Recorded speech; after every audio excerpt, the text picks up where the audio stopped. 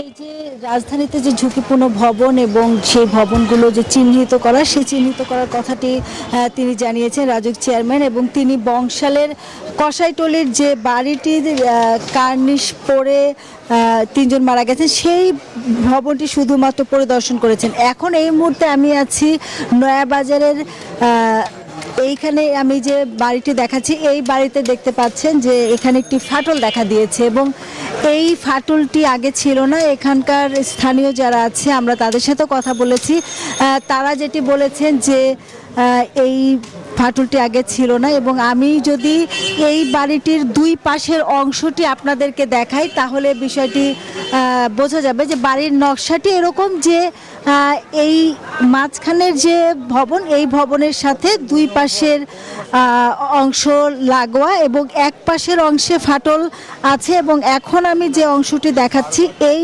অংশে কিন্তু কোনো ফাটল নেই। পাশাপাশি বংশালে আমরা আরও একটি ভবন দেখেছি যে ভবনের নিচের অংশে যথেষ্ট দূরত্ব থাকলেও উপরের অংশ কিন্তু লাগোয়া এক হয়ে গেছে। যদিও সেই বাড়ির মালিকদের সাথে আমরা কথা বলার চেষ্টা করেছি, তারা আমাদের সাথে কথা বলেনি এবং তারা বিষয়গুলো অস্বীকার করছে। তবে এই ভবনটির আশেপাশে যারা এখানে দোকানে কাজ করেন তাদের সাথে আমরা কথা বলেছি, তারা যেটি বলছেন যে এই যে ফাটল, এই ফাটলটি আগে ছিল না, কালকে ভূমিকম্পের পরে আসলে এই ফাটলটি তারা দেখতে পেয়েছেন। সেক্ষেত্রে রাজউক চেয়ারম্যান এসেছিলেন, তিনি বলেছেন যে এই যে ভূমিকম্প হলে বা এই ধরনের ক্ষেত্রে ঝুঁকিপূর্ণ ভবনগুলো তারা চিহ্নিত করবেন। যদিও যে বাড়িটি থেকে বাড়ির ছাদের কার্নিশ ভেঙে পড়েছে সেই বাড়িটি ছাড়া আর কোনো জায়গায় কিন্তু তিনি যান নাই এবং যেটি বলেছেন যে সেই বাড়ির নকশা দেখাতে পারেনি এবং নকশা যদি আগামী 7 দিনের মধ্যে না দেখাতে পারেন তাহলে সেখানে যেহেতু বিভিন্ন ফ্যামিলি থাকে, দোকান আছে, তাহলে বাড়িটি সিলগালা করা হবে। তো মনিরা, আমাদের আরেকজন সহকর্মী আছে নরসিংদীতে, হৃদয়, তার কাছে যাব। হৃদয়, আপনি তো কালকে থেকে ক্ষতিগ্রস্ত বিভিন্ন জায়গা দেখছেন, যারা নিহত হয়েছে তাদের ফ্যামিলির সাথে কথা বলেছেন, প্রশাসন বলেছে যে ঝুঁকিপূর্ণ যে ভবন আছে সেই ভবনগুলোর বিরুদ্ধে তারা অভিযান শুরু করবে। সেই অভিযান শুরু করার বিষয়ে নতুন কি তথ্য আছে আপনার কাছে?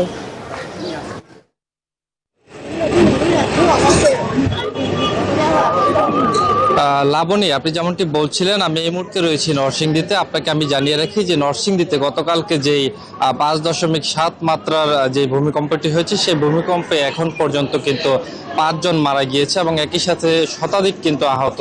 আমি যদি আপনাদেরকে আমার পিছনে একটু দেখাই, আমি এই মুহূর্তে রয়েছি নরসিংদী শহরের শাপলা চত্বরে। এখানে যেমনটি দেখেছি যে শহরের মানুষের মাঝে কিন্তু এখনো কিন্তু সেই ভূমিকম্পের আতঙ্ক কিন্তু রয়ে গিয়েছে, তারা এখনো অনেকটাই ভীত।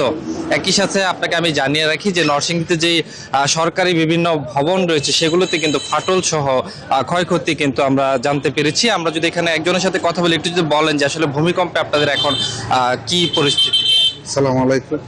নরসিংদী কালকে যে ভূমিকম্প হয়েছে এই যাবৎকালে আর দেখিনি কখনো এত ভূমিকম্প। মানুষের বিভূত অনেক, বা রাস্তাঘাটে মানুষ চলাচলে, কালকে সব মানুষ বাড়ি থেকে রাস্তা নেমে চলে আসছে এবং মানুষে এত ভয় পাইছে যে মানে বলার মতো না। বা যারা এখনো তাদের বয়স 50-60 তারাও বলে যে জীবনে এত বড় ভূমিকম্প দেখি নাই এই যাবৎকালে।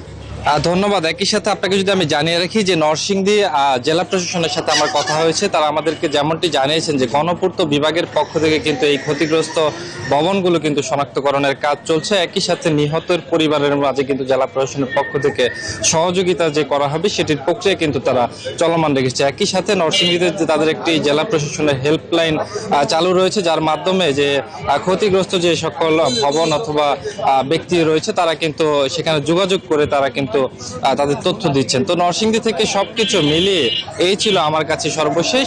একই খবর জানতে চলে যাব চট্টগ্রামে, সেখানে অপেক্ষা করছেন আমাদের আরেক সহকর্মী জয়। জয়, জানাবেন সেখানকার পরিস্থিতি। ধন্যবাদ হৃদয় আপনাকে। আপনি যেমনটা নরসিংদীতে ভূমিকম্পের খবর জানিয়েছেন, তেমনিভাবে চট্টগ্রামে কিন্তু কাঁপুনিটা অনেক বেশি ছিল, যে কাঁপুনিটা যেহেতু এরকম কোনো ঝাঁকুনি কিন্তু চট্টগ্রামের মানুষ কিন্তু অনুভব করেনি এত এত এত বছর ধরে। তবে গতকালের যে মাত্রাটা অনেক বেশি ছিল বলে মনে করছেন, যেহেতু চট্টগ্রামে আমরা দেখতে পাচ্ছি যে ভবনটি দেখানোর চেষ্টা করছি, একটি ভবন কিন্তু হেলে পড়েছে দেখতে পাচ্ছেন আরেকটি ভবনের উপরে। এখানে যারা বাসিন্দা আছেন তারাও কিন্তু অনেকটা আতঙ্কের মধ্যে ছিল। এখনো পর্যন্ত এই ভবনে কিন্তু এখানে যারা আগে থেকে বসবাস করছেন তারা আছেন, তারা বিভিন্ন জায়গায় ঘর করছেন আতঙ্কে ভয়ে। আমরা একটু আপনার সাথে কথা বলতে চাচ্ছি, কেমন আতঙ্কের মধ্যে ছিলেন গতকাল? গতকালকে খুব আতঙ্কিত ভিতরে ছিলাম, এখনো আতঙ্কিত ভিতরে আমরা আছি, হাঁটাচলা করতে পারতেছি না, আমরা মানে ভয় ভিত্তি মানে ইয়া করতেছি পাইতেছি। এই ভবনে কি এটি কি হেলে পড়েছে? হেলে পড়েছে এটা, কয়তলা ভবন? এটা আমার 6 তলা ভবন। মানে আরেকটা ভবনের উপরে হেলে পড়েছে। আত্মভবনের উপরে হেলে পড়েছে। বাসিন্দা আছে তারা ঝুঁকির মধ্যে আছে। ঝুঁকির মধ্যে আছে, ঝুঁকির মধ্যে আছে, ঝুঁকি অনেক। এখানে অনেক বাসিন্দা আছে, সবাই মানে গিয়ে ঝুঁকিপূর্ণ ভাবে আছে। আচ্ছা, কি মনে করেন আসলে একটা ভবন দেখছি আমরা আরেকটা ভবনের উপরে পড়ে গেছে? এটা মূলত এর আগে যখন 2-3 বছর আগে একবার ভূমিকম্প হয়েছিল, তখন এটা হেলে পড়ছিল।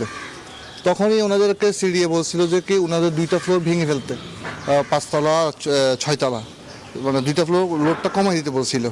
ওনারা কোনো ব্যবস্থা নেয় নাই, আর ওনারা ইয়ে করে নাই। আমরা তো ঝুঁকির মধ্যেই আছি, এলাকাবাসী আমরা তো এলাকার মধ্যে ঝুঁকির মধ্যে। এটা রাস্তার উপরে আছে, বিল্ডিংয়ের পাশে হেলে পড়তেছে।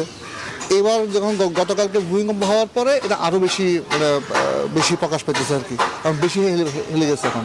এটা আসলে ঝুঁকিপূর্ণ হয়ে গেছে। আর এই বিল্ডিংয়ের আমার যদি জানা মনে পড়ে, এই বিল্ডিংয়ের ফাইলিংটাও ঠিক ছিল না তখন, যখন এটা নির্মাণ করতেছিল তখন এটা ফাইলিংটাও ঠিক ছিল না। পুরোনো ভবন নতুন, বাট এটা ছিল পুকুরের উপরে ইয়েটা করছিল। এটা ছিল একটা জলাশয় ছিল, ওটার উপরে বিল্ডিংটা করছিল। অনেক ধন্যবাদ।